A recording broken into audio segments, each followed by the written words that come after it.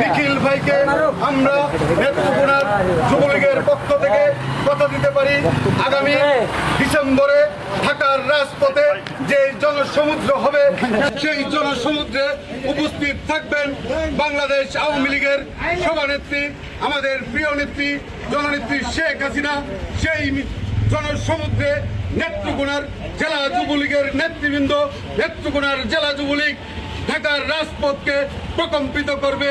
আপনাদের সাথে দেখা হবে ডিসেম্বরে ঢাকার রাজপথে, সেখানে আমরা জননেত্রী শেখ হাসিনাকে বরণ করব। আপনারা ভালো থাকবেন, সুস্থ থাকবেন, প্রস্তুত থাকবেন আগামী ডিসেম্বরের জন্য। জয় বাংলা, জয় বঙ্গবন্ধু।